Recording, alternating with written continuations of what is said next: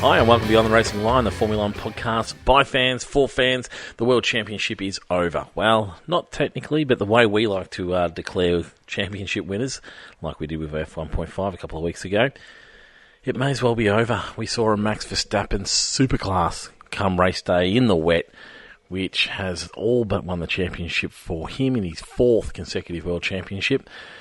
And to discuss all of those things and plenty more across what seems like the busiest race weekend we've had in a very, very long time, I'm joined by Tristan Pocock. Hello, mate. Hello, mate.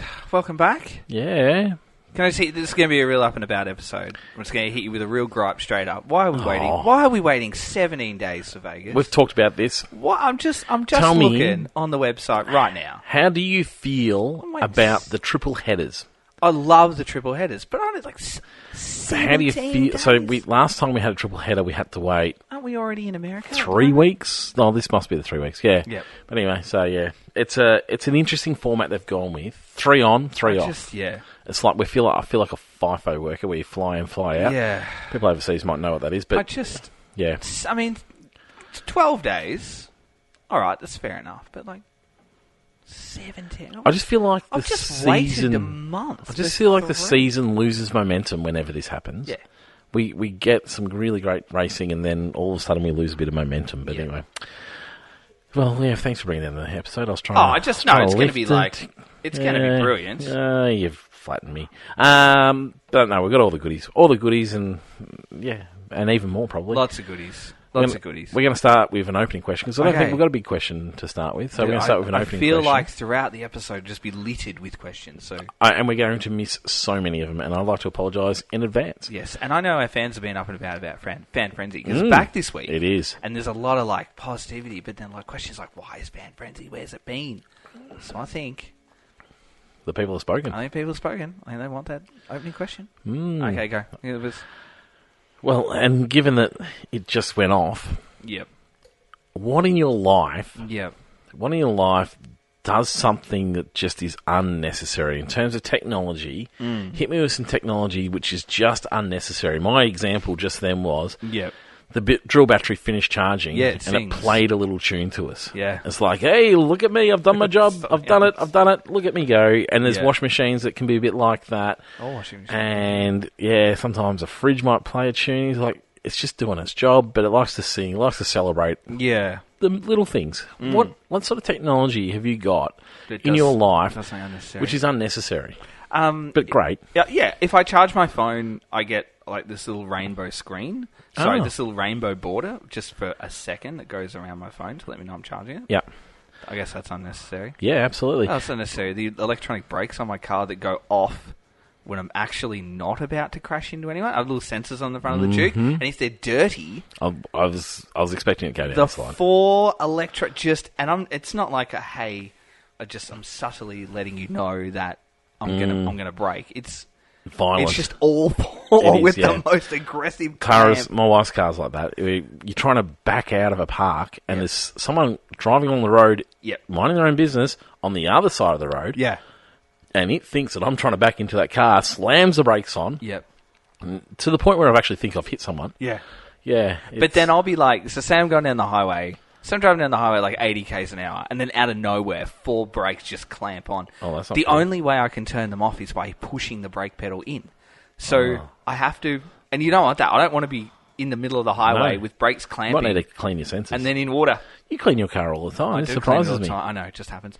And then, but I've got to brake again. And I don't, like, the person behind me isn't expecting me to be clamped and braking suddenly. I don't know. So I have to get in, turn it all off every time. I can't permanently have it off. This is not cool. I know. I mean, like, first world problems. Thoughts on... Let's be honest. Thoughts on adaptive cruise control, where it lines you up on the car in front of you, and you keep that distance. You might as well catch a train. It is brilliant in traffic. No. It is unreal in crappy traffic. If you're on the highway, it's no good, because if you find yourself accidentally sliding in behind someone who's running a bit slower than what you're wanting to run, you get into that spot and you've got to be onto it. Whereas in traffic, though, and I mean like crawling traffic, 60 k's an hour traffic, you flick it on and you just don't get too close to the car in front of you, but you can't go anywhere anyway. So it is a really good no-brainer, that one. I highly recommend a 60k an hour line of traffic. Really? You're It just doing is that? ideal. I thoroughly enjoyed just the act of driving. Just Yeah, in but general. think about the take off, brake, Yep. take off, brake. Even in slow lines, I'm okay with that. it works really nicely. It's a good one. I feel lazy when I do that kind of stuff. Like I use my paddle shift genius. while I'm driving. That's what it Just is. because I feel lazy having it automatic. But then I enjoy using the paddle shift. Yeah. Oh, well. Just for fun. Just my lovely other half says, and she's like, "What are you using that for?" I'm like, "Because that's fun."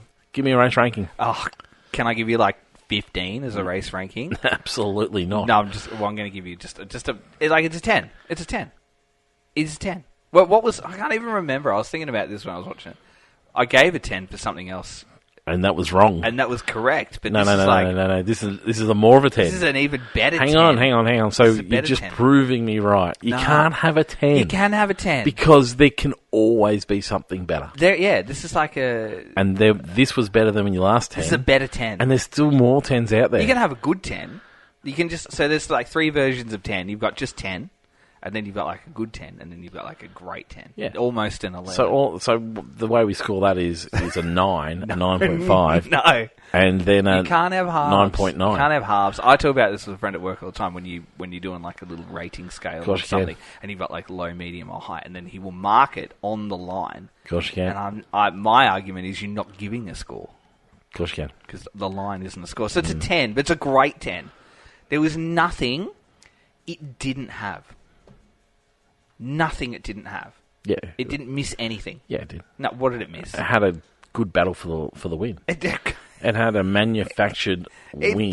There out was of that. nothing. You There was know, not one I thing in the purely weekend. enjoyed it, but there wasn't proper racing for the win. And so, was. yeah, it was an 8. It was a good 8. An 8? Yeah. An yeah. 8? Yeah, it was good. You Good are, race. You are kidding. Really enjoyed it. You are absolutely kidding. Enjoyed the 8 full weekend. 8 is just, no. Yeah, it was No, fun. It was a you great racing weekend. Cannot rank that as an 8. No, That you is, just did. No, that had everything.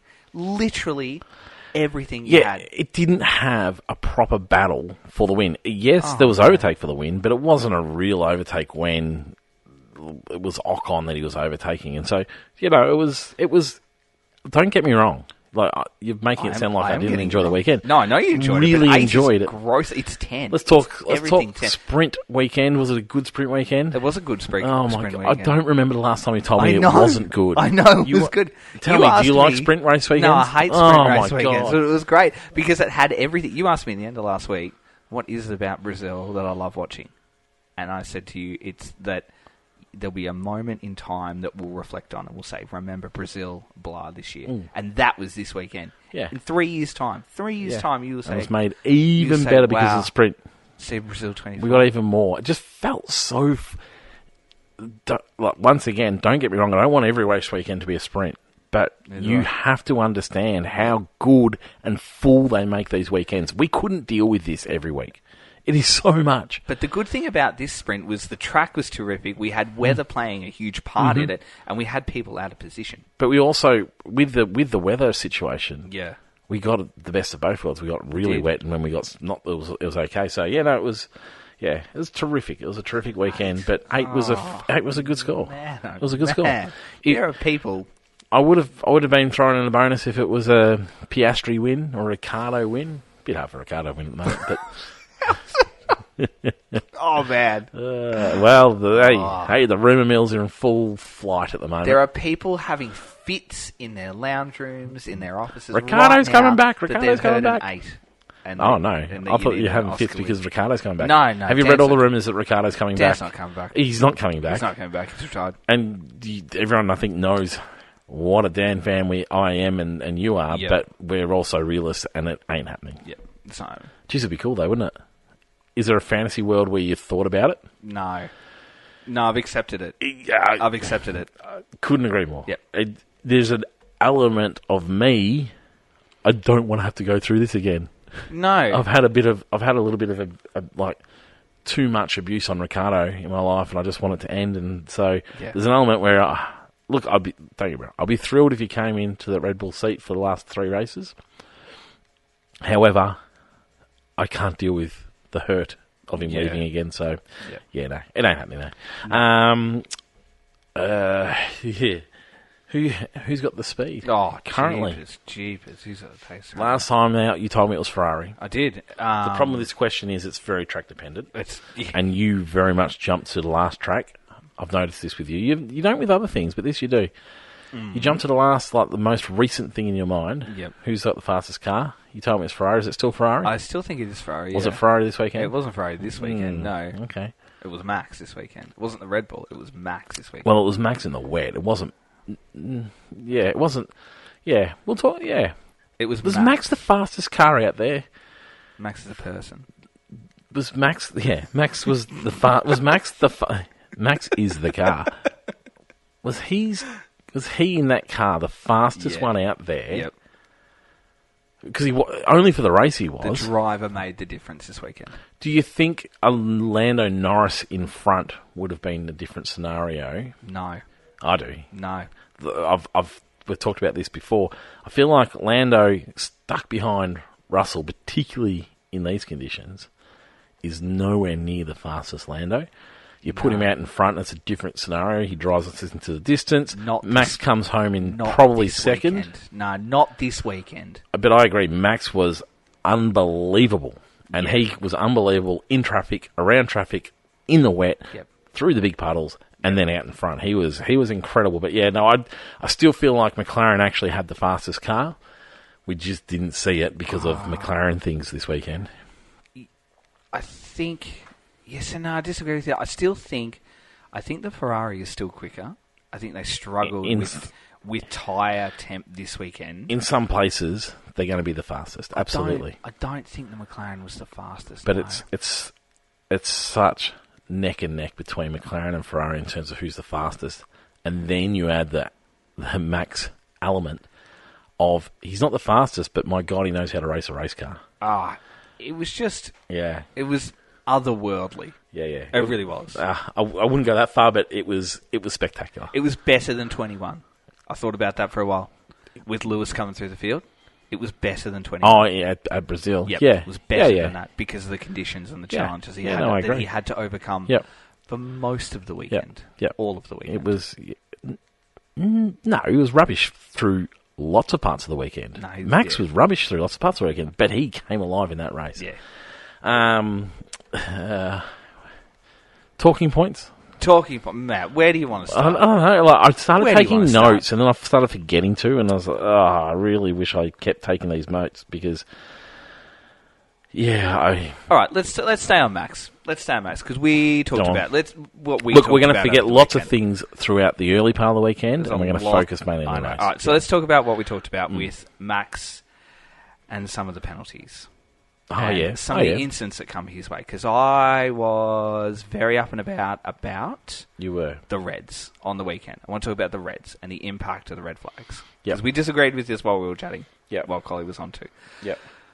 So the red flag that was 40-second delayed. Yep. You were very much the thought that, that was fine. I looked at where he was, and he was 10th. As the yellow came out. No, and Karen, you tried to argue this with me. But hang on, it was split second 10th. No, Karen showed it on the replay. Yeah, 10th beforehand. 10th beforehand. But the Reds impacted. The Reds impacted him there. And the query around the VSC, I haven't really bought too much into the VSC when that came out for the sprint. What were your thoughts on the VSC? Because a lot of people were up and about with the VSC saying that it came too late, that we had yellows in Sector 3. Well, let's discuss one thing at a time. Sure. You've gone to two things. All right, let's go to yellows in the VSC. Do you think... Oh, we're not discussing the Reds. No, I'll come back to the Reds. Oh, okay. I'll do it in chronological order. So let's go sprint. McLaren had the 1-2. They wanted to change. Yep. We had a yellow. Yep. We had Hulk standing outside of the car on the track. Mm-hmm. We had the car in like a peculiar place. Yep. And then he was standing on the track. We had the yellow for quite a long time, and then sort of momentarily after McLaren pulled the trigger on the swap, we then had a VSC. Yep.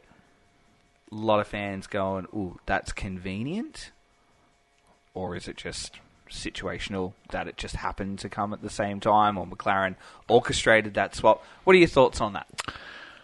I always feel they're throwing flags and things too early anyway. However, it felt delayed to allow the swap, which seemed ridiculous. Yep. Like, it just seemed ridiculous, and so it seems so ridiculous I'm not buying into it. It was very coincidental. I don't want to buy into that theory that we've waited for them to do it and then we've done it. It was very, momentary coincidental that we had the yellow for a long time. We had a driver standing outside of the car on the side of the track, not at the fence, literally at the barrier mid-corner. And then the swap came, and then we got our VSC. But I did ask the question to myself, we've got a person outside the car. Why are we not grabbing a VSC quickly there? I didn't really want to buy into that. And a lot of fans did. And I can kind of see where it makes sense. I hope that we don't have that in the sport. But it definitely raises an eyebrow at times when you look at it a bit more closely. Yeah. Yep. Just knowing the history of where we came from with Massey in 21. Couldn't agree more. You think about that. Couldn't agree more. You say, we've got kind of one example of it. We've probably got a couple of other examples with the Max Mosley era and Crashgate and things like that, where we knew things were happening, so we just left it because we didn't want to announce it. And then you've got your Massey incident. The things that are happening outside of races, or whatever, that's corruption. Yep. Inside of races really worries me. That they'll be waiting for those sorts of things. Yeah. It didn't look good. Last week, was it as not good as the 21? Absolutely not. The 21 had never happened before. No. This one was a bit of a line ball. Yep. The way things unfolded didn't look great. What I found with all the red flags and the yellow flags and all those sorts of things this weekend was it seemed to take a long time to spot the incident and check it all out in every situation. Yep. Even the big ones,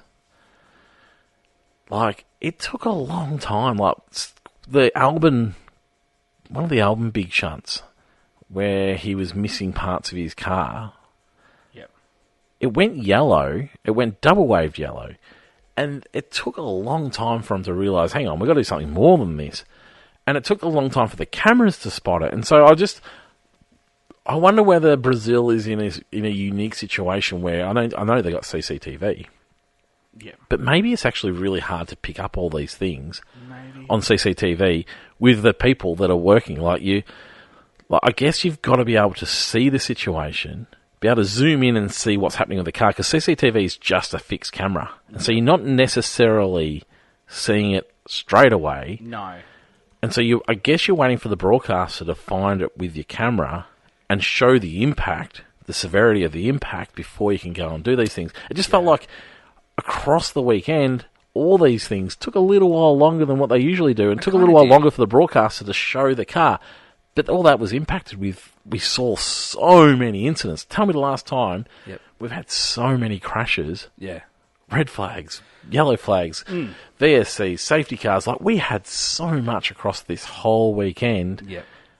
And I don't know whether that was why it felt like it took longer. I don't know. Maybe. Yeah. All right, well, that's the yellow. Yep. So let's go on to reds. Yep. Let's go on to reds. Yep. Because the reds, depending on what side of it you look at, whether it impacted Max or not in his positioning qualifying too, the thing that frustrated me with the red is that we allowed a car to pass through the crash zone. Now, if you look at Stroll's impact into the fence, there is no part of that crash that, for me, suggests that was not going to be red flagged. He hit that wall at quite high speed. He made a mess of the front and the rear of that car. The rear wing is hanging off it, and he's beached, and he's not going anywhere. It's wet.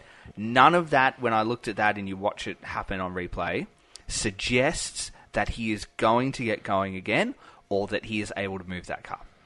So we waited 40 seconds to make that call, which is a very long time. And I was up in arms about it almost straight away when I was talking to you about this. And then we allowed one of the Alpines to come through that zone. We allowed three drivers. So it was Lawson, it was Lando, and who was the other one? Escapes me off the top of my head. We had one more driver that completed a lap. So 3 laps were completed, and then we threw the red. So my question there is, why did we wait 40 seconds when you could see clearly that car was going nowhere? And then to compound that afterwards, we had Albon in the wall, which was an immediate red. We had Fernando in the wall, which was an immediate red. And then who else hit the wall? That was Can't compare the Albon. Can't compare the Albon. But I'm more the Albon. Science went into the the Albon. wall. The Albon was a much red. bigger hit, and it was a 21-second red. So it wasn't like it was immediate. It's half the time. Yeah, it's half the time. I noticed the call on the red suddenly got quicker. It just has to be consistent. Yeah. I don't have a problem with them waving double-waved yellows. Yeah. And cracking down on those people who speed through that zone. They know a double wave's yellow. Yep. Their lap's done anyway. Yep. So get the hell out of it. It's not happening. And so if that's your way of dealing with it, just make that the way of dealing it always. I don't really have a problem with all those that are on a lap that are through the sector to finish off. Yep. That doesn't bother me one bit, as long as that is the consistent scenario. And that's the thing that frustrated me. See, he wasn't in it wasn't a dangerous situation for Stroll. No, it wasn't a dangerous situation for the cars as long as they're going by double waved yellows. The fact that cars are still leaving pits is a bit annoying because it just means that things have to slow down a bit. Yep. However, if it's not dangerous, it's not a biggie. The thing that frustrated me with that was the conditions stayed the same, so we didn't get a change in conditions. But as the crashes kept happening, I feel like we started to get correct. Where we got to the last one. See, Alex Albon's, you can't keep the track live because he's at the end of the straight. Yes, which is fine. But for me, you've got a car in the wall, in really poor wet weather conditions. Like, we don't even go out and drive. Like, it rains.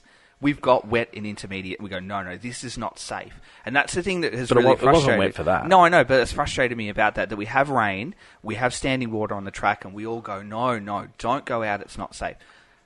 Cars spin off and hit the wall, but then we wait. We're like, yeah, but Stroll was out of the way. Yeah, but we allowed cars to finish laps. Yeah, but so if I don't think any of those contradicted their first philosophy of let them finish laps. The fact they couldn't finish a lap was because they were going to be hitting the Albon site at speed if they wanted to finish their lap. Oh, Albon's I'm right with. It's the Stroll one which throws me there. Yeah, but Stroll was out. Yeah, but that's he was out of the way. It wasn't a double wave yellow was fine. Science was out of the way. And it was a pretty quick Where was the Science? No, Science wasn't out of the way. Science was at the end of...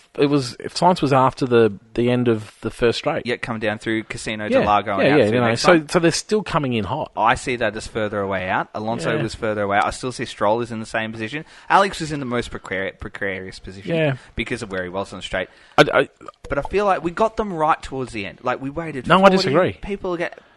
Finish the laps you can finish. If you can finish it safely, if it's not safe, if you've got to get a car there and we've got to be super on it, a big hit like Albon's, you're red flagging. But then if everyone's through the zone and we're allowing 3 to finish, my next question would be, well then, why are we allowing 3? Because we're not allowing everyone. They were through. They were through that zone. But there was more than 3 through the zone. No, they let the ones that were ahead that were on laps. Yep. Were on laps that they let them make through.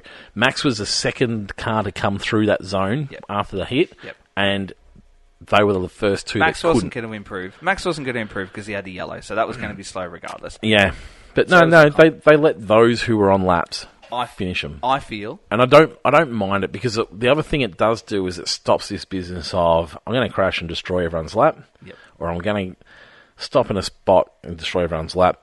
Rosberg, Schumacher-esque, Monaco sort of setup. That's different with that. I just feel that if we're going to have red, that consistency that you talk about, that it's either red straight away or you're waiting. But because we've got a different interpretation of the red, when you look at it on face value, it was a car in the wall. Different scenarios.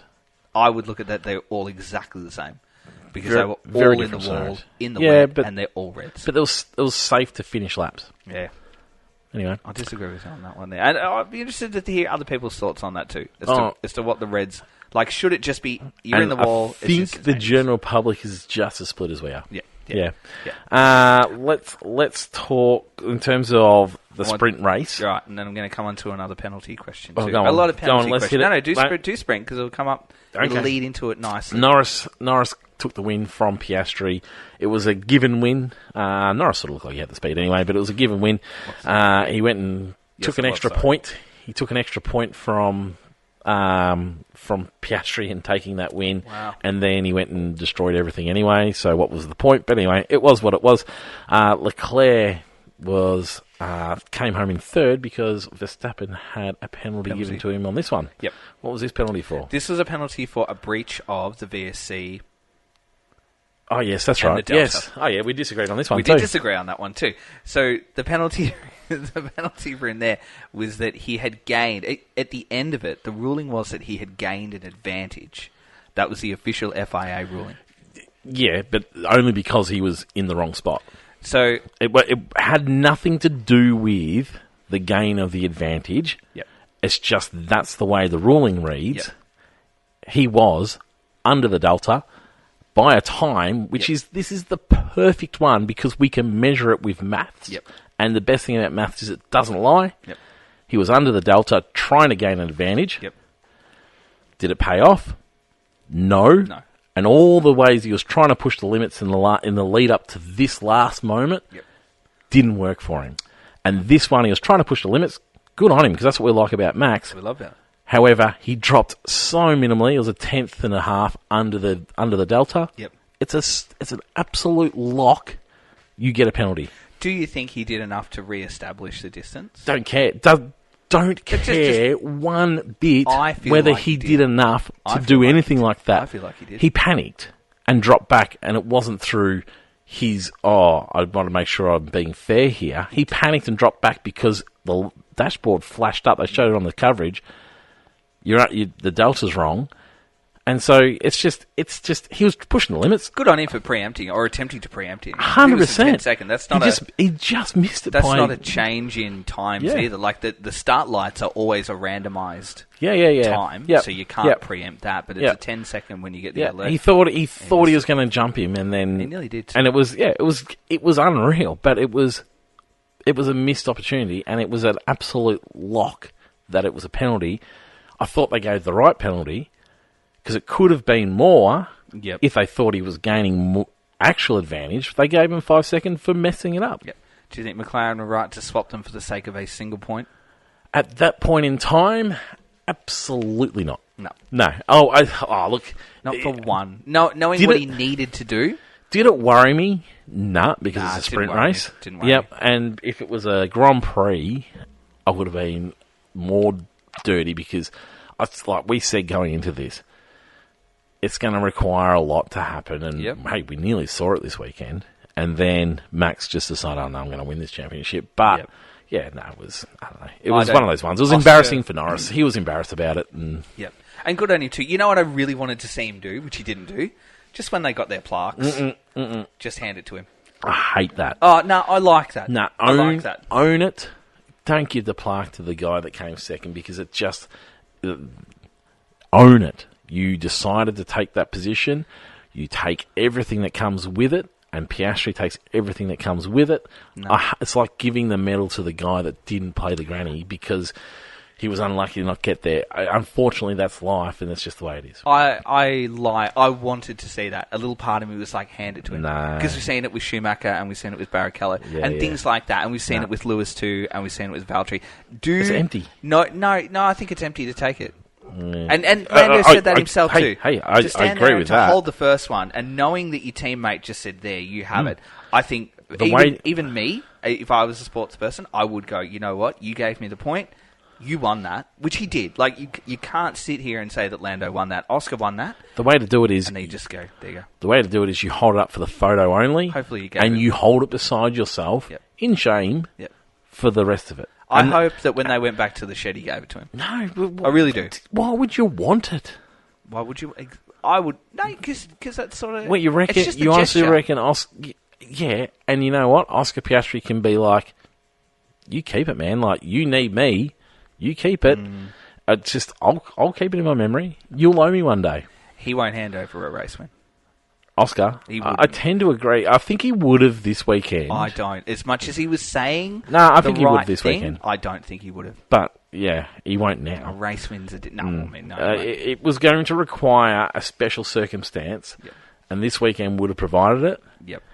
And then if that had happened, then who knows, the last three, maybe he would too again. But, yeah, no, he's done the best thing is he's done his thing. Yep. And for all the people out there saying, oh, well, he owed Lando Norris one because Lando did it for him early in the year, just get a reality check and understand Formula One for me because it was a given spot. But anyway. How much was Will Buxton's rant ringing in your ears? Oh, yes. Oh, man. Absolutely. Oh, man. And then it rang so much better the next day. Yeah. And I'm disappointed for Lando. I'm really disappointed for Lando. But there's part of me is just like, oh, you know what, Will Buxton, go and stick that one. Yeah. Because it's just like, it was so obvious that this was going to happen at some point in the season and blow all of that away anyway. And it just, So anyway, Verstappen started in 17th position with a grid penalty because of an engine change. Did the engine change make a difference for his race weekend? No, because it's wet conditions. You don't use all those things. On it anyway. Yep. But yeah, what a drive. I mean, that was championship driving, wasn't it? That was a man who, over the last month or so, 17th to 12th in the first has been lap. Pushing the limit. Absolutely has been on a knife's edge at every opportunity he can get. And sometimes in a car that isn't the best. Sometimes worthy penalties, like second push wide incident in Mexico. Absolutely. Sometimes worthy, sometimes not.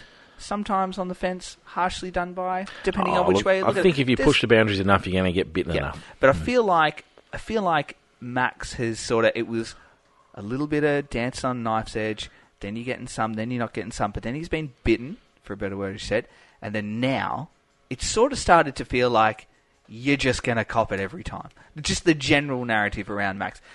I don't buy that. No, see, I kind of do. That was my kind of gut feeling, is that every time you do something, people thinking that way. We're just going to bite you all the time. Rubbish. That's just my feeling. That's my gut feeling on that. Keep pushing the boundaries. People are going to get sick of it. But you can still push the boundaries. But I feel like over the last couple of weeks, he's pushed it, and for some of them, you'd go, maybe not. Like you can get away with that one.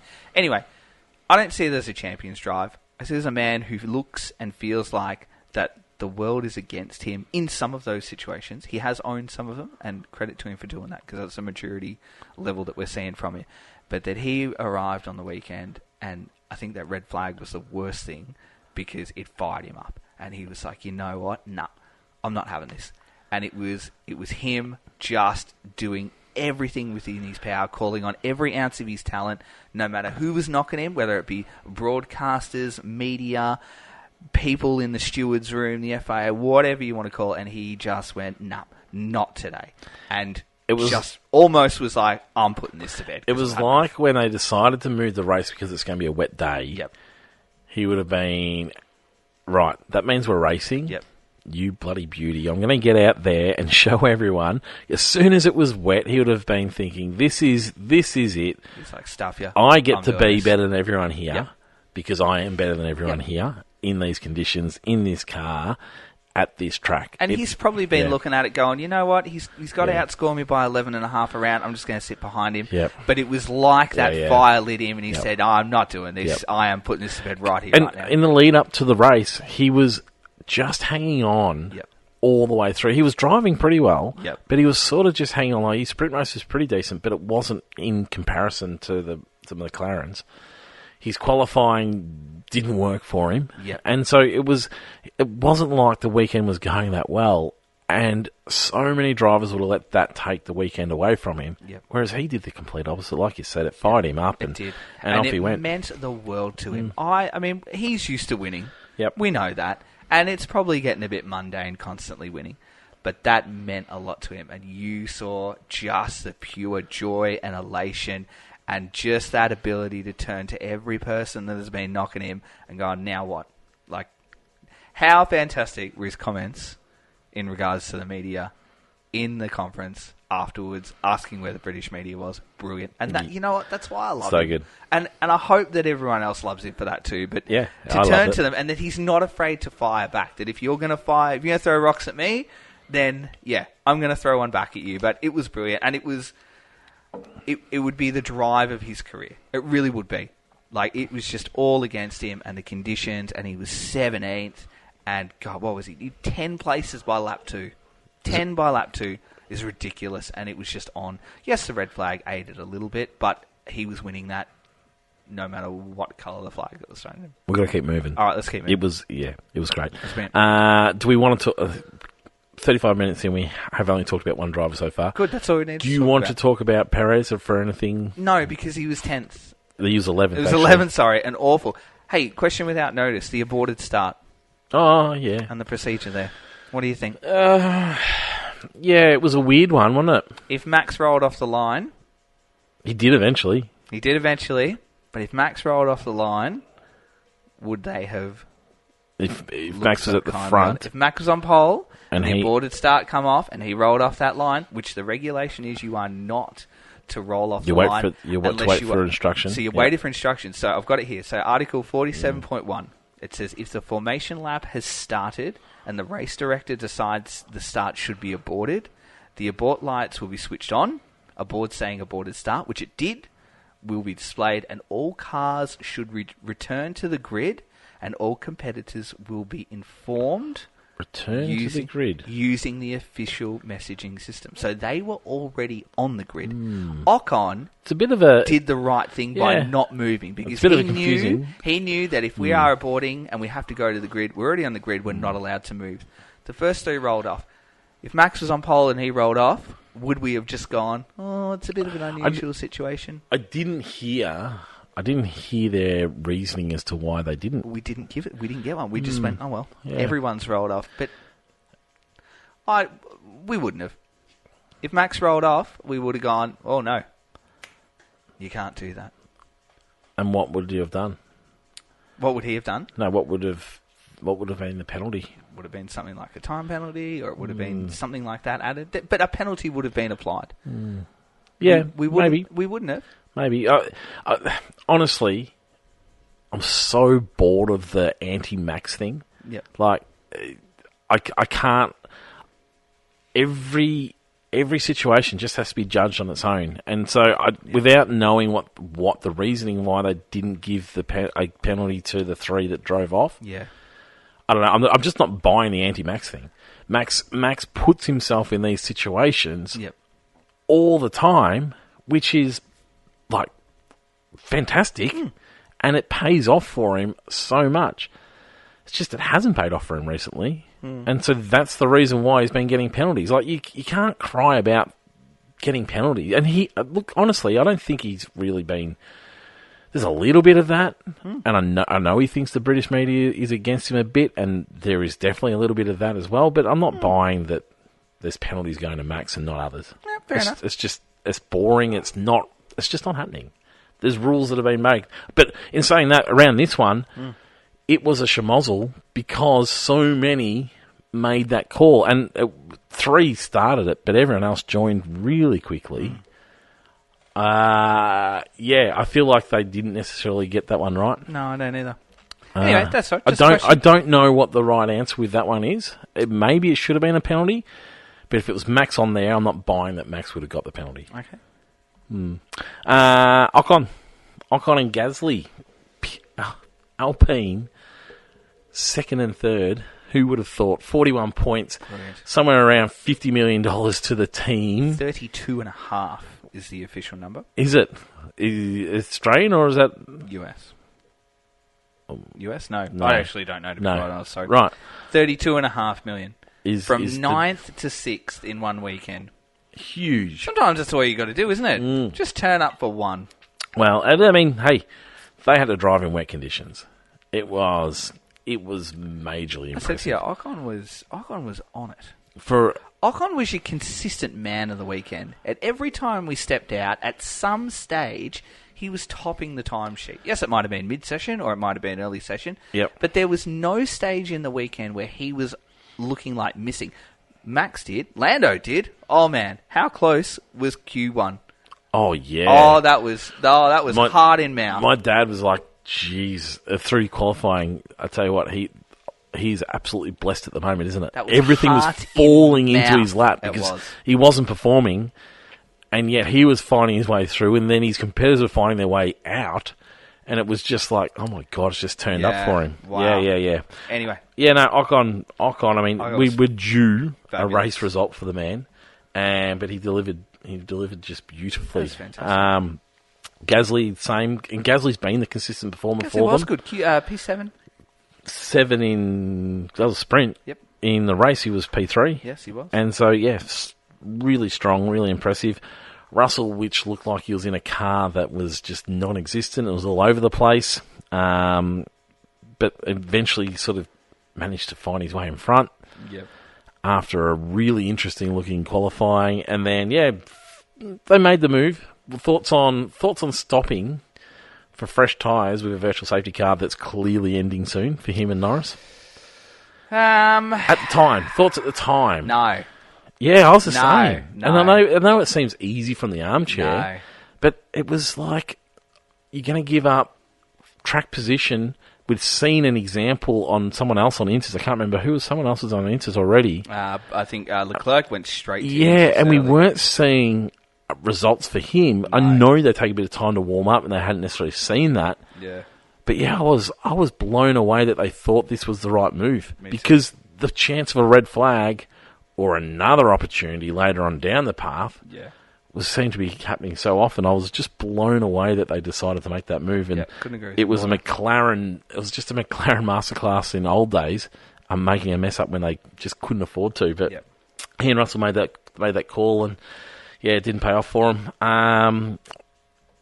Thoughts on who else we got? Oh, Sainz. Sainz was like. Do you think Sainz was lucky to start? I do. Because of the crash. Yeah, that was a huge I was impressed that so many did start, actually. I was shocked that you asked me, you said who's going to start, and I'm shocked that he actually did start. Yeah, I was impressed that so many cars were on the starting line. Yep. Piastri's weekend? Piastri was, just fumbled. Like McLaren all weekend. I mean, that lock up in Q1. But perfect all the way through qualifying until Q3 and just locked it. And that he was on the edge. You could see he was on the edge, and it's just like he was on track for a pole. Yep. And I reckon that on pole Piastri once again potentially drives off in the distance because I think that McLaren performs so much nicer in that clean air. Yep. But so from there it just became a dirtier race than what it needed to be. Once again, he had another spot to Norris. But it just wasn't happening for him. He had a little spin. Yeah. He had a moment where the time penalty where he stuck his nose down the inside of Lawson. And so, it's just unwound what was looking like a really impressive weekend. Yeah. Just unwound as soon as he locked up in that qualifying session. But anyway, it would have been an experience for him as a young driver. Leclerc was a bit... they weren't quite there. They tried all sorts of things. Warm-up issues. They looked at picking up some inters early.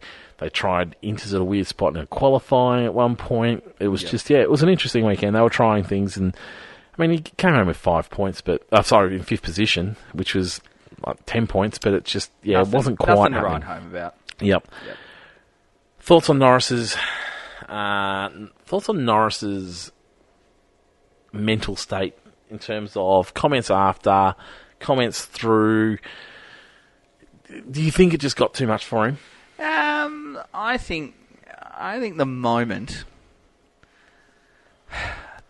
of being able to do what you've been trying to do for months on end, which is just a statement race where it's all there ready for you to take, and your number one rival is so far back on the grid, and it's all on you, and all you've got to do is walk it home through the door. And I think that got the better of him.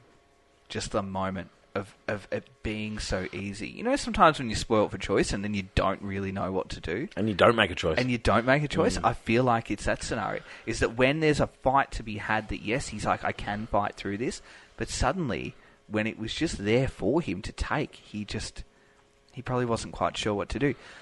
Being on pole, that's a bit of a mental battle, because that is now for him. That is now a massive disadvantage, and that's a massive weakness for him. And every driver on the grid will know, when you are behind him, that there is now a very, very high chance that you are going to beat him through turn one. And he will, on the other flip side of that, will be sitting on pole going, crap, not again.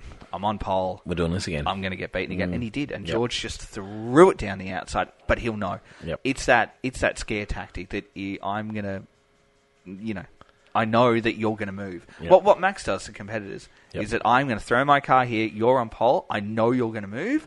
And I know I'm going to sail through. And that's just a massive advantage for everyone on the grid by him. But, I mean, he'll work through that too. But I think that's it. I think it's just that, that constant chatter. It's like, I know I've got to do it, and I can do it. And that was the moment there. And that's, we said that last week, that it's a learning curve. We've generally thought he's not really going to pull it off. Yep. And he hasn't. I mean, Max only needs 2 points more than him in Vegas. If he wins, it's over.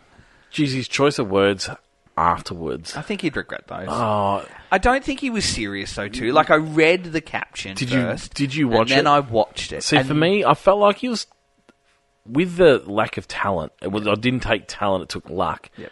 I felt like it was... Do you think of Miami? No, I was thinking of the fact that he was referring to the team. Yep. It wasn't like, Max didn't bring talent this weekend. I thought it was like, look, it wasn't because of talent that they got this win, this team. It was, they got lucky with the red flag, and you know what I feel about luck in sport, and this was the perfect example of that. I know. You create your own luck. Yep. But yeah, I didn't feel like it was really directed at Max as such. I felt like it was just, look, they got fortunate with a red flag at the right time. We made the wrong call, they made the right call. Yep. It unfolded that way. And he's right. I mean... They did, but then I always think, you know what, Miami, the exact same thing happened to you in Miami. Exactly. And it's, Exactly. And I felt like he's been cooked for those comments unfairly. Yeah. I'm not sure they were meant in the way that they were published. Like I said, You've got to be so careful with your words. Yeah, you read the caption, it reads poorly. You watch the interview, it's not as horrific as that. Yep. So, I really want... I don't care who wins it. I just wanted to see a good battle all the way through. And I really feel for Norris, because there was that pressure element. And we've discussed in the past that I wonder about his mental state sometimes, where he can be really hard on himself or really down in the dumps. And he has to be able to just fire his way through it. I felt like he's been better at that recently. But it's been a big moment. Yeah. And like you said, and my dad said he was blessed in qualifying, where all this unfolded for him perfectly. It all happened, yep. And then there was a range of things that didn't go right. The call was big one. There was a couple of spins that didn't work out for him. Yeah. And it just, like, the criticism hits him so hard. He's had an unbelievably good season. He has had a great season. It's just, he hasn't been able to gain enough points while on top. Whereas when Max is on top, he makes maximum points. When he's not on top, he's grinding out results that means he's not losing heaps of points to his rivals. Yep. And he's just a great championship competitor. He's learned how to be a great championship competitor. He has. 21 was what taught him that too. Yeah. I think, as silly as it sounds, I think that now that, for all intensive purposes, it's over, which, I mean, it really is for me. I agree. I actually think it's good for him, and I think it's good for McLaren that it's over, because now they can just stop and go. Because they were, I feel like they found themselves, they weren't in the hunt. Then they found themselves in the hunt. And Unexpectedly. And then the whole way through, they've just been stumbling through, going, wow, what are we doing? There's parts of me that wants to agree with you. Yep. But now that it's over, they can probably take a breath and go, you know what? We can analyse what went wrong. We're actually not ready. What do we need to be doing better? Yeah. We've got a 3-race block now. Let's breathe. Let's see what we can do. Like, let's just finish the season. I want to agree with let's you. Get ready. I want to agree with you, because there's so much of that I completely can see. Yep. But you asked Charles Leclerc that same question. Yep. He was in a championship hunt just for a little bit of time in 22. Yep. And he hasn't had that opportunity again. I think Ferrari's a bit of a different beast but what I'm getting at is you've got to go and get a championship when one's on offer. Yeah. And Lando's issue now is Oscar Piastri. Oh, because he's only getting better and better and better. And the last episode of the Beyond the Grid was a really great one of his race engineer. Or no, it was a bit earlier actually. Yep. Of his race engineer, where he's talking about the fact that Oscar is still on that really steep improvement curve, and it's just like that's going to keep happening. And so Lando's opportunity is now, because Oscar's going to become harder and harder, of course he is, to fight against in like machinery. So even if you've got the fastest car next year, your teammates going to be faster next year. Oh, that's Ferrari's going to be faster next year. And so we just don't know if he's going to get this opportunity again. Yeah. And so there's parts of me, absolutely, you analyse and you look at what didn't go right, and we've talked about it being a training year, but in all intents and purposes, I mean, if Max hadn't won the World Championship in that year, he didn't know he was going to win it next year. And Oscar's the big winner out of all this, because now what he's done is he has helped. Yeah. Like they said help, he's done and his he's thing. gone, I'll help you, no worries. Yep. They're out of it, and so now we can go, well, I helped you. Yep. And we didn't win. Yep. So we're going to come back next year, and I don't have to help you. But then when the time comes, you're right with Oscar, when the time comes next year, and it will come, when the time comes for him to turn and ask for help, he's got his points in the bag, and he's going, well, I did my bit, I'm going to cash in here, and now you got to help me. So he's the big winner out of all that too. You want to talk about anyone else before we get into things? Do we want to talk about anyone else? Do we want to talk about Hulkenberg being disqualified and getting off-track assistance, and then allowing to complete 7 additional laps? So what? Hulk was disqualified for the outside track assistance. What was the outside track assistance? The 4 marshals that pushed him off the grid. When he spun, pushed him off the drain cover. Oh. And then I missed this. I put a post up. I put a post up on social media. Because the red flag, because I watched it live at 2:30. I saw him. I did see him stuck. So he spun off and become stuck, and we had a yellow. Came free. So 4 marshals pushed see. him at the front of his nose from the drain grid. He then completed X amount of laps and continued to race. Yeah, fair enough. No. But from his point of view, it's like, you're going to keep going and see how you go with it. This is my point with the stewards on the weekend. Yeah. Who didn't see that? I didn't see everyone saw it. They're just pushing him and they're cheering and they're high five and off he goes. And then Huss don't say anything. And then he races and then we get a red flag and they go, hang on. Hang on. You got pushed off. You're disqualified. And so the black flag came mid-red flag. That's how I missed it, because I fast-forwarded the red flag. Yes, so that's what happened. So this is, I was lost I was like, how did I miss it? Because I saw him stuck. I wondered how he freed himself. Yeah, by being pushed there you up. go. Yeah. So anyway, and then was black flagged mid-red flag, where Ted actually knew. So Ted got the information through before Hulk. Hulk was sitting in his car. And then the commentary, Sky are like, Ted, tell him that he's been black flagged. He's like, no, I can't. I have to wait for him to come. This is the after lap 33. This is everything that happened from 1 to 33. Yeah. I put a post up. So Mercedes adjust tyre pressures on the grid. Naughty. No penalty. Naughty. Yeah, again, this is my frustration with penalties and stewards on the weekend. Did you get an understanding as to why? Yes. Why? Because apparently the pressure didn't go into the tyre. Oh, there you go. So they went to make the adjustment. But then that's from George. They went to make the adjustment. You have to make the adjustment with the tyres off the drums. Yeah. And they did it while it was on. But then apparently they did it and it didn't go incorrectly. So it's kind of adjudicated as no pressure's gone in. So Stroll beached it on the formation lap. I'm surprised we haven't talked about that yet. Let's talk about that quickly. Albon didn't start. Russell took the lead. Max is up 10 places in 2 laps. Piastri gets a 10-second penalty for punting Lawson. Alpine are first and third. Colapinto puts in the wall. We have a red flag and Hulk is disqualified. Brilliant. And that's to lap 33. Yeah, that's too much. Let's talk about Stroll. Let's talk about Stroll and the beaching. Oh, okay. Deliberate?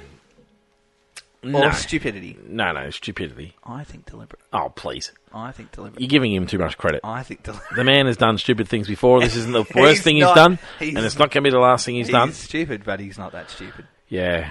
I'm surprised he started, and I think they did it. I think he did it on purpose. Why? Because everyone, even he, can see that he is facing the direction of the tarmac that goes around it.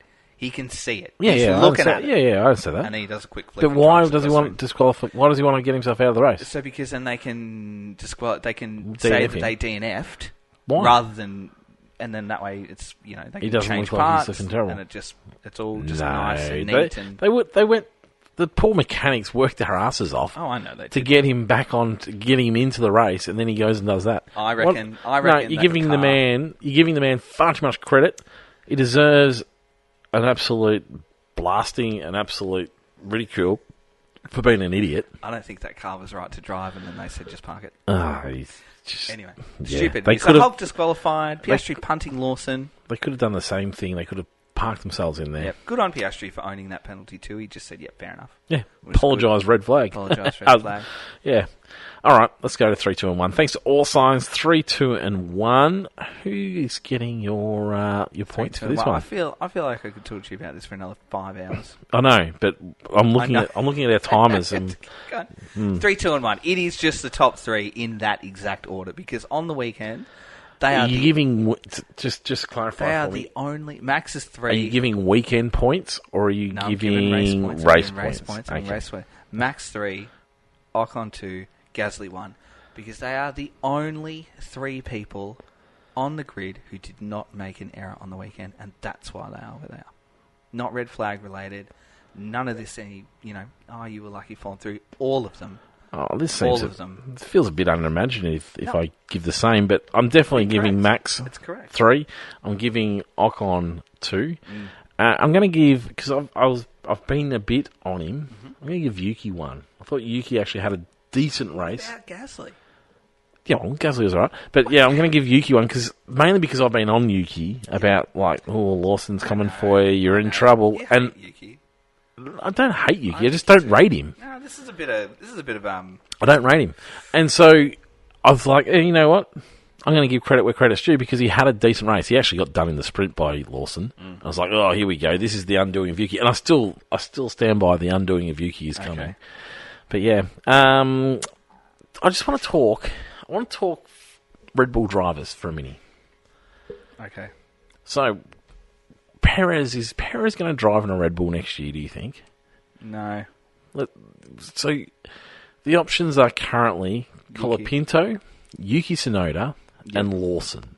Now, Yuki Tsunoda is not going to be driving a Red Bull because Red Bull don't rate him as a driver, and he's there because he's a Honda driver. That relationship's finishing. They don't think he's consistent enough, which he's not. They don't think he has the right mentality, which he probably doesn't. He's got a bit of raw speed, but it's not unbelievably good. So Yuki ain't getting the drive. They've almost said that themselves. Have you noticed Lawson's turned into Yuki lately? The angry Lawson? I spoke about him last week. About? Lawson. About? Just stuff like that. Just aggressive. It continued this weekend in many I assets. said last week, settle down. The man is finding his way into being Yuki territory as unsignable for the same reasons. He obviously hasn't got a Weber or he hasn't got someone around him that is just like in his ear saying, you stay calm I know. because you're as good as Yuki. All you need to be is more consistent and calmer. The whole reason Perez is still in that seat is because he's gone through absolute hell, but he stayed calm through it all. And so they can't choose Yuki for that absolute reason. And Lawson is just got no one in his ear. He's going down the same line. Colapinto could overtake both of them into that car, and that would be the worst thing for his career. Wouldn't it be a terrible thing for his career? I feel like you listened to last week's episode. It's just. I said all of this. Hey, I was in the conversation with you. We were talking about I know it, you were. and I was agreeing. It's just mind-boggling that he's gone to another weekend in this same situation. How's Corinne? How do you rate this idea? Yep. Christian Horner does everything he can and Yep. pulls Sainz out of his contract with Williams. Williams hold on to Colapinto because that is going quite nicely for them at the moment. Yep. They pay for stuff to make that happen. That is a great scenario for Red Bull. Would you not agree? Yeah. I think Toto Wolff selecting Antonelli has almost given a bit of encouragement for Red Bull to make a left field choice.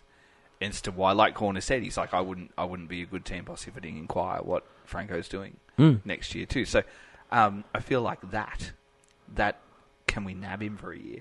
Can we go and grab Colapinto for 12 months and say, all right, come here? And then the beauty about that is that, I mean, like, you know how I feel about Lawson, that if you grab Colapinto for 12 months and it doesn't work out, well, then after 12 months... But which car are you putting him in? Well, you put him in the Red Bull. You can't put him in a Red Bull. But you can't put Lawson in the Red Bull, and you're saying you can't You may put as well- Yuki in the Red Bull. You may as well have Perez stay in the Red Bull if you're going to put I don't. Colapinto in there. I Because said you just... there's something different about this kid. Yeah. There's Oh, something look, different about this kid, but and I it's think just... It'd be put the him in. worst thing for his career. But then put him in there, and then he's part of the family. And then you can do what we always do every year, is if it doesn't Then you work can drop out, him. we dump you back to Vico. Yeah, and ruin his career. And then you're like, I don't know. But then Science is going to be free anyway. So then it kind of takes away... That's the key here. They've only got him until someone else comes knocking. And I wonder, if someone else comes knocking before he starts, is he still free available? I don't know. It's interesting. Maybe. Yeah, so I think Corinne Shandok is onto that one. That is the best option for Red Bull at the moment, outside of bringing our man Dan back out of retirement and putting us through some more pain. But you know what's going to happen? What's going to happen? Nothing. You reckon Perez is going to be driving Red Bull? 12 months, you know what's happened? Nothing. So it's so unlike Red Bull, isn't it? Nothing's going to happen. Remember when Red Bull used No to one's cancel going drivers for looking the wrong way? They'd drive out of the pits a bit strange. Yeah. No one's going anywhere. Okay. Dud of the day. Dud of the day. Dud of the day. Dud of the day goes to the stewards. Dud of the day goes to the inconsistency in ruling penalties.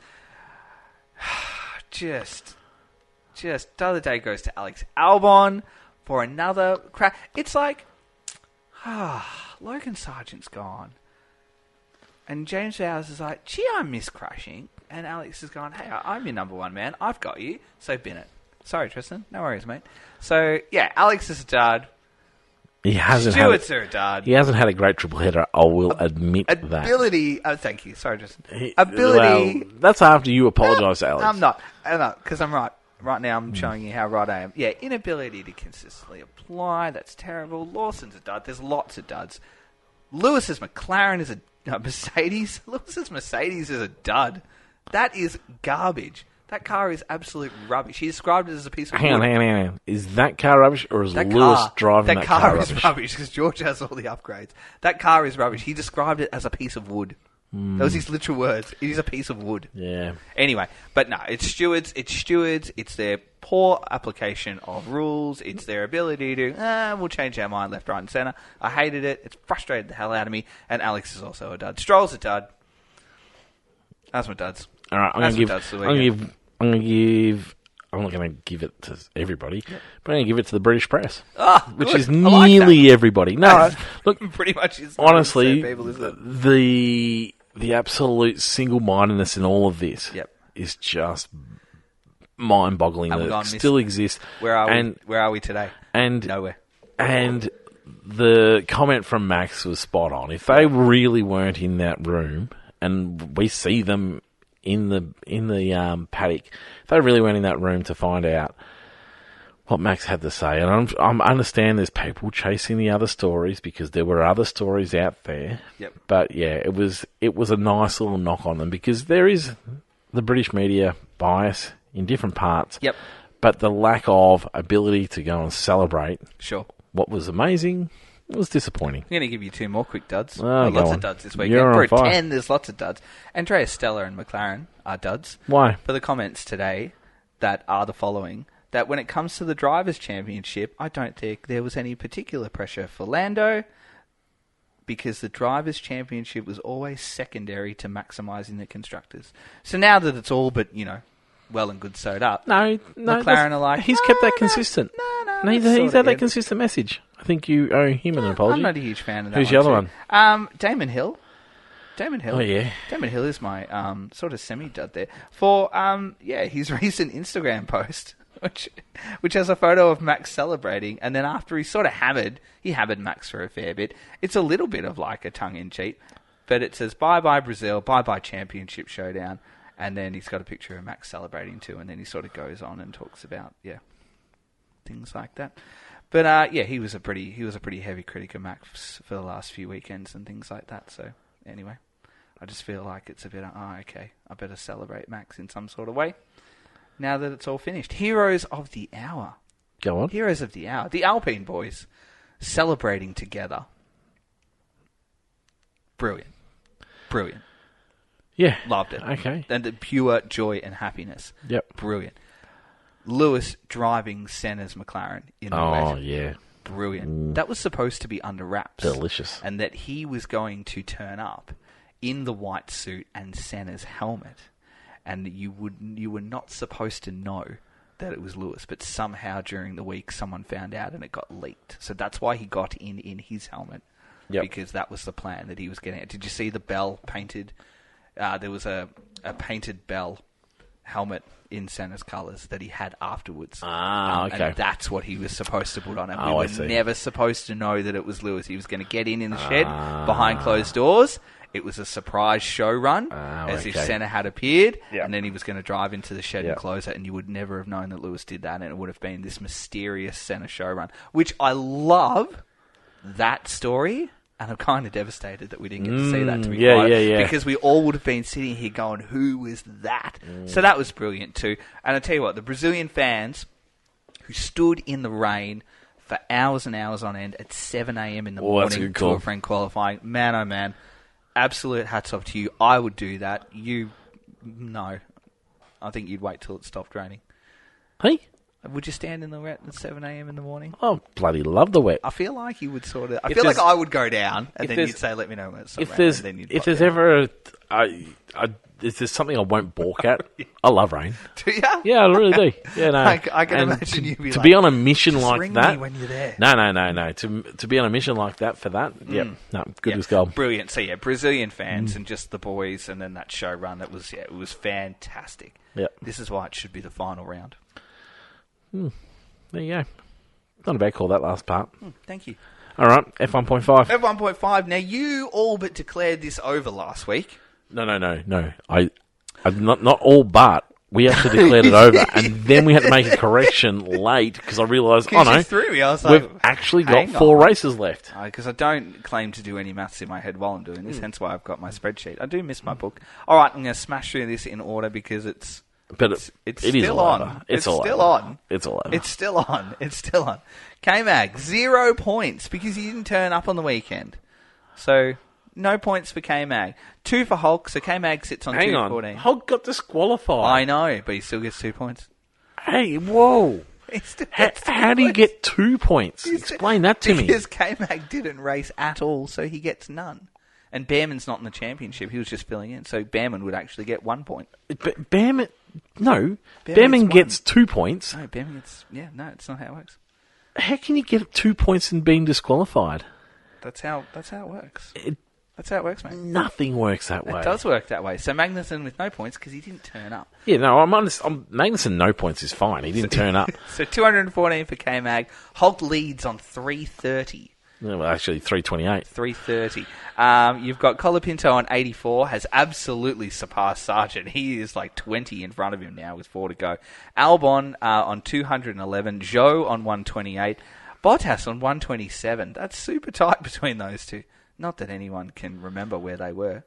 I actually thought about Zhou because in qualifying in Q1, he nearly was the nail in Lando's coffin in Q1. But then he came last. And then he didn't know what to do because he had to do something. He's like, oh, hang on. So 127 for Bottas. Yuki's on 257. Dan is just there on 204. We just need to keep mentioning him where he is. 231 for Ocon for the win. Gasly on 229 and Lawson on 34. So that's what it's looking like. So Hulk leads on 330. Yuki 328. 330. Yuki is in second on 257. And Ocon is now in third. Hang on. For the first time. What was Yuki on? Yuki was on 257. 257. 73. 230. It's just on. It is 73. I worked it out before I came. Yeah, it's just on by 2 points. It is just on. You're right. It is just. I told you it's on. Ocon is in third place for the very, very first time. He is on the podium and he is on 231 points. So the distance between Yuki and between Hulk is 73 points. 75 on offer. Yuki needs to... Yeah, Yuki needs 18.5 per round to win. That is not correct maths. So that's how I worked it out. That's wrong maths. He needs 18 points. Yuki needs to consistently score 18 points. There's 3 races left. I know. I've divided that by 4, sorry. Anyway. No, he needs to win every race, and Hulk can't get any points. And with your system, he will always get points unless he doesn't turn up. Which has happened once. So all he has to do is turn up to the last 3 races 3 times. And not do a K-Mag. So 3 times this year, a driver has not turned up. So if he turns up, he wins. Yeah. In fact, he only has to turn up to 2 of the races because he might come a draw otherwise. Yep. Okay. However, here we go. He could not turn up for 3 races. Well, there is that possibility. And you could win all 3. So it's but on. It feels like with your way... It's on. All he has to do is walk through the gates. I know, he does. And he's in. I know, he does. So It's not on. So in 17 days, if he turns up in Walks through the Vegas gates. and signs in with his He's allowed pass, in. it's over. Well, not quite. Well, it depends. He needs to do it twice. Sort of horrific medical episode on the way, which we Yeah. hope doesn't happen. No. But anyway, that's it. So that's F1.5. Oh, there you go. What a whirlwind episode so far. Fantasy Fantasy is back. I'm so excited. Fantasy, thanks to Chris at Dr. Auto Art. Last time, we couldn't see it, could we? No, last time we couldn't see it because we had a little red flag. We had lots of red flags, haven't we? So we don't know what happened last time. But anyway, that's in the past. Who cares? Who cares? So thanks to Chris at Dr. Auto Art, we are very close to crowning our champion. And I tell you what, it was over last week, but it's back on as well. I had a little freak out that I still had Dan Ricciardo on my team. Yep. But I don't think I do. I'm so confused. I don't know. You didn't do well, and that always makes me happy. So let's have a look at the round. Thanks to Chris. Christmas is coming soon. I feel like I've been saying that for a month. Chris, 2 months. Yeah, it's been a long, I know. long We're lead trying into to Christmas. help. Supporting Chris, and he does. But get around Chris and his terrific artworks. First, second, and third, taking home a driver, a chassis, a current, a past, whatever. Formula One identity for finishing on the podium this year for this year's fantasy. So thanks, Chris. But get around his social media, subscribe to his email, all things motorsport and terrific art. All right, top 10 for the round. Brian Lawson on 273 points. However, could have done a lot better because he does have Dan as inactive in his grid. Is that where I saw So it? that's where it is. So he's got Max. He had Max for 154 with the double.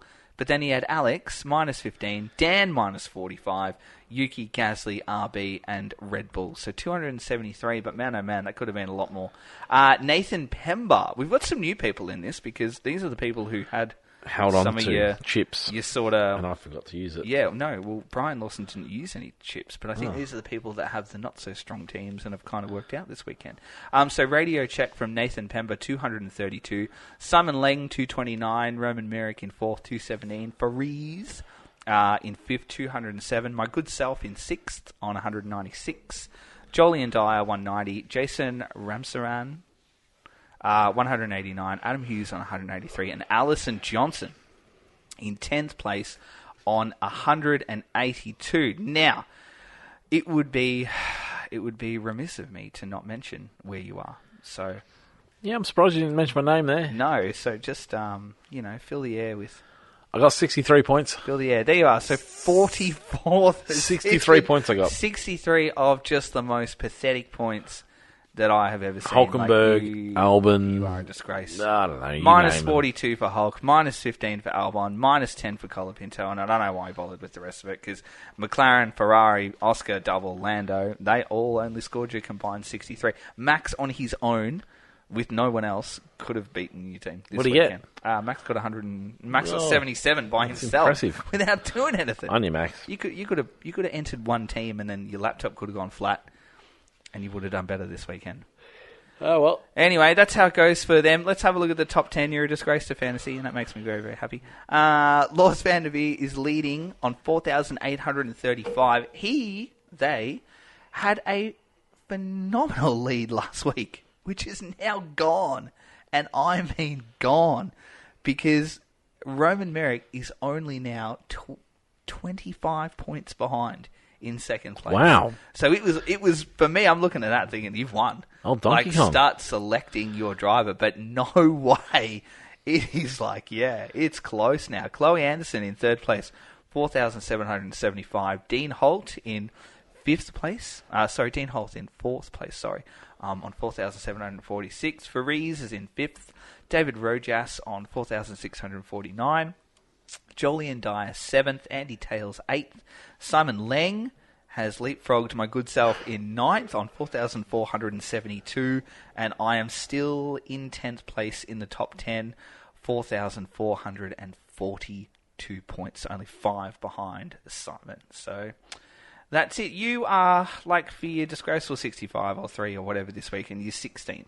Yeah. You're 4,127. Yeah, I dropped the position, I think. So it makes me feel good that you're probably not going to catch me from this point on. I've got good news. What's your good news? There's still a sprint race to come. Oh, is there really? At Qatar. Qatar. So I'm feeling back. I thought we were finished with sprint. I did use my triple this week because I thought we had finished with sprint. So anyway, so that is fantasy. Yeah, which one should I use? I might use... Can you use more than one chip? No, you can only use one at a time. I think I've got... what chip have I got left? I've got Final Fix. What does that do? Final Fix. Chip can be used after qualifying race. That's a one. Oh, Autopilot. I've got Autopilot, actually. Top scoring driver will automatically get DRS boost. So it just sort of saves me from choosing. Oh, yeah. Yeah, I might wait for the sprint to use Autopilot. I've got Final Fix. Yeah, I've got Wildcard. Have you? I don't know. I can't be bothered using that one. No. I've got Extra DRS. Yeah, that's the triple. Which is, triple. I need to use that one. That'll be my sprint race weekend. No negatives. Might use that one. That sounds good. Done. Final Fix. Final Fix is the chip where you make a single change to your team between the end of qualifying and the start of the Grand Prix. So if someone's qualified really well and you missed them, you can put them in and you don't get a penalty. Sweet. If you've already used all your triples. So, anyway. There you go. Outstanding. Any news that you want to talk about? No. No. I think we've covered everything. I think we've managed to cover everything. Very well. We probably could have done a 2 or 3 or 4, maybe a 5-part episode this weekend. Absolutely. I feel like we've missed a lot, but that's all right. It was a hectic weekend. We did.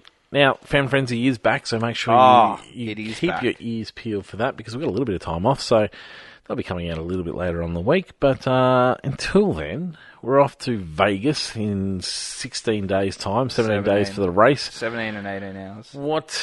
Well, that's for the race, I think. I think qualifying. But anyway, what are you expecting to see in Vegas? A Ferrari win. Yeah, I'm expecting to see Ferraris being really strong. Mind you, this new rear wing for McLaren seemed to have some giddy up about it in qualifying, didn't it? It did. I think we'll probably see a little bit more of that. Although, mind you, it might be a different rear wing, actually, in Vegas. Title over in Vegas, yes or no?